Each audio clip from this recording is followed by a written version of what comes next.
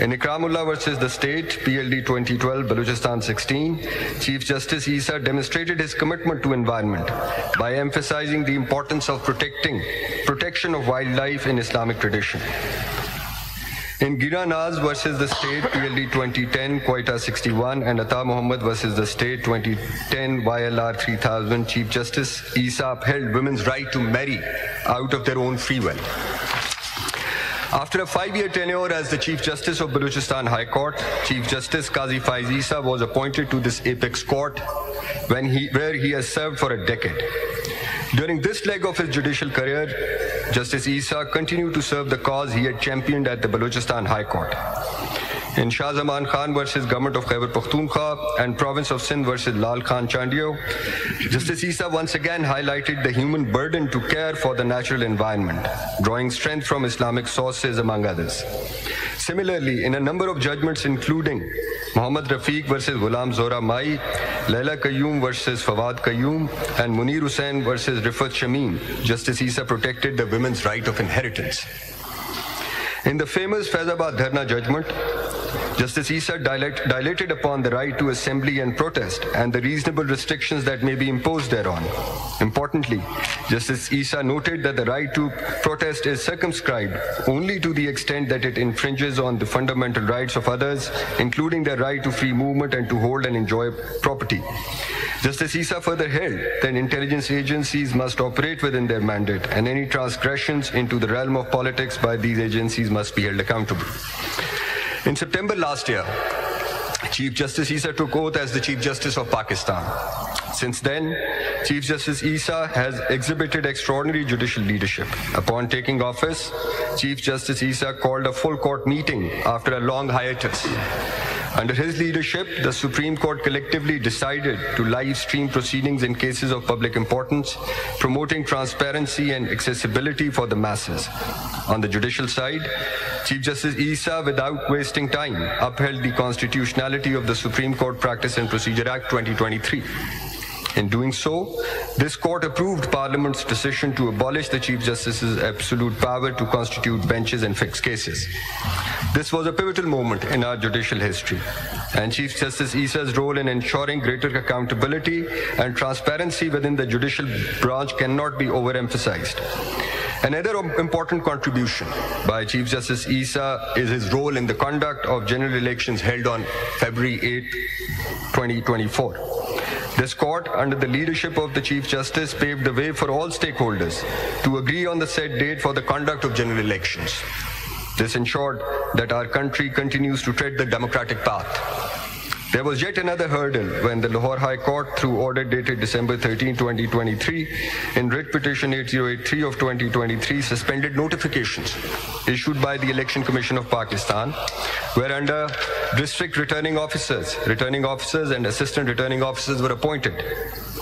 Had the suspension order of the Lahore High Court been allowed to hold the field, the general elections on February 8, 2024 would have been a virtual impossibility. Chief Justice Isa, without any delay, on 15 December 2023, suspended the Lahore High Court order and cleared the path to the general elections which were held, and our democracy was once again saved. In a nascent democracy like ours, the role of the apex judiciary is not only to preserve democratic values, but more often than not, it is to actively shield it from ever-evolving challenges. In his tenure, Chief Justice Isa saw democracy through a particularly turbulent time. Throughout his time on the bench, Justice Isa has promoted democracy, transparency, and accountability, not only generally, but also for himself and his own institution.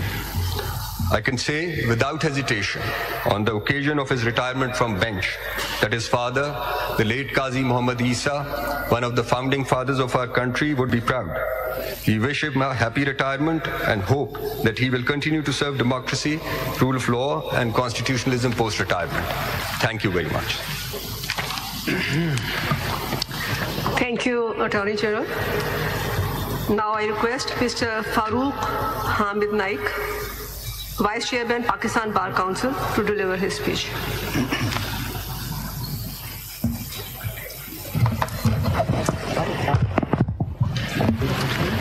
Bismillahir-Rahmanir-Rahim. Honorable Chief Justice of Pakistan, Justice Qazi Faiz Isa, Honorable Justice Yahya Afridi, Chief Justice Designate, Honorable Judges of the Supreme Court, Mr. Mansoor Usman Awan, Attorney General for Pakistan, Mr. Shehzad Shaukat, President, Supreme Court Bar Association, distinguished members of the Bar Councils and Bar Associations, ladies and gentlemen, Assalamu alaikum. It's an honor and a privilege to stand before you today as we gather to bid farewell to an individual whose career exemplifies principles of justice, integrity, and judicial independence. Today's ceremony not only marks conclusion of Justice Qazi Faiz Isa's tenure as Chief Justice of Pakistan, but also reflects continuity of a tradition that strengthens our judiciary and reinforces its vital role in democratic fabric of our nation. This gathering is a moment to reflect not just on remarkable contributions of Justice Faiz Isa, but also on the journey of our judiciary as a whole. Supreme Court stands as one of the three pillars that uphold the state alongside Parliament and Executive. The trichotomy of power ensures the rule of law remains at the heart of governance, safeguarding rights of people and sanctity of our Constitution. Since the birth of Pakistan, judiciary has played a crucial role in defining justice and governance. As one of the three pillars of state, alongside Parliament and Executive, it is entrusted with interpreting Constitution, protecting rights, and maintaining balance of power. Judiciary has evolved over time, adapting to societal changes while safeguarding rule of law. In its early years, judiciary worked within a legal framework inherited from colonial rule, gradually asserting its independence. Landmark decisions shaped democratic norms, though political pressures and executive overreach occasionally tested its autonomy. Yet, through these challenges, courts emerged stronger, ensuring civil liberties and justice in times of uncertainty. Independence of judiciary is the principle that judiciary should be free from outside interference and be able to make decisions fairly and impartially. This means judges should not be influenced by other branches of government, private interests, or partisan groups. Independence of judiciary is important because judges often decide matters between citizens and state or between state and powers of entities. In Pakistan, Article 2A of 1973 Constitution states that independence of judiciary should be fully secured. In Sharaf Faridi's case, Supreme Court explained that it is a duty of every judge to decide matters in conformity of facts and his understanding towards law without any influence and pressure. An independent judiciary is vital to protection of human rights. It is absolutely essential to resist undue influence and provide remedies for justice problems. Judiciary in Pakistan must provide an expeditious and inexpensive remedy in matters relating to ordinary litigants as well as matters relating to infringement of fundamental rights. Independence of Pakistan judiciary has changed over times, where judiciary used to defer to Pakistan's military by legitimizing martial laws and military dictators who were dominant actors in Pakistan politics. First Constitution of Pakistan, as passed by the Constituent Assembly, was framed in the year 1956, and preamble of the objective resolution could be termed as the grand norm of Constitution of Pakistan, which has incorporated securing federalism, parliamentary form of government, independence of judiciary, and social welfare state. Objective resolution, which was passed in the year 1949, became part of substantive constitution by incorporating Article 2A in the year 1985. Unfortunately, our military dictators did not allow Constitution of 1956 to function and abrogated the same in the year 1958. And that very insurgency derailed democratic system in Pakistan. This unlawful act of the military dictator was unfortunately upheld by Supreme Court of Pakistan in Dawson's case, reported as PLD 1958 Supreme Court 533. Another constitution was framed in the year 1962, which too was abrogated by another dictator in the year 1969 through an unlawful and unconstitutional act, where elections were held and democratic government came into being in 1971, in which Shahid Zulfikar Ali Bhutto became Prime Minister, who promulgated Constitution of 1973, fully based upon democratic principles as well as based on other clauses contained in previous constitutions. This constitution was smoothly functioning, but however, another dictator abrogated in the year 1977 and remained in power for more than a decade. Once again, Supreme Court upheld such abrogation in Begum Nusrat Bhutto's case. In Government of India Act 1935, there was no specific provision about persons who have to be consulted before appointment as federal court judges. According to Act 1935, they were appointed by His Majesty by warrant under Royal Sign Manual, and they could hold office until age of 65 years. Constitution of 1956 provided that Chief Justice of Pakistan shall be appointed by President and other judges shall be appointed by President after consultation with the Chief Justice. With regard to the appointment of High Court judges, under Constitution of 1956, it was laid down that every judge shall be appointed by President after consultation with Chief Justice of Pakistan, Provincial Governor, to which appointment related, and if appointment is not that of Chief Justice of High Court. Constitution of Pakistan 1962 provided that Chief Justice of Pakistan shall be appointed by President and other judges shall be appointed by President after consultation with Chief Justice. Whereas Constitution of 1962 provided that High Court judge shall be appointed by President after consultation with Chief Justice of Pakistan, Governor of Pakistan, province concerned, and Chief Justice concerned, where appointment is not at that of Chief Justice. Since 1973, judicial system of Pakistan is being regulated under Article 175 of Constitution, which provides for establishment of Supreme Court and High Courts in each of the 4 provinces. Through an amendment to this article, High Court for Islamabad has also been established. Induction of High Court judges earlier was made on recommendations of respective Chief Justices after approval of provincial governor concerned, whereafter matter was sent to Chief Justice of Pakistan and accordingly final approval was made by President through Federal Ministry of Law. This procedure was completely changed through 18th Amendment in Constitution of Pakistan by adding Article 175A, which provided for Judicial Commission comprising of judges of Supreme Court and High Courts, Federal Minister for Law and Justice, Attorney General for Pakistan, and representative nominee of Pakistan Bar Council and of Provincial Bar Councils. After nomination was made by Judicial Commission, matters was referred to Parliamentary Committee consisting of 4 members from Senate of Pakistan and 4 members from National Assembly. And out of these 8 members, 4 were to be taken from Treasury benches and 4 from opposition.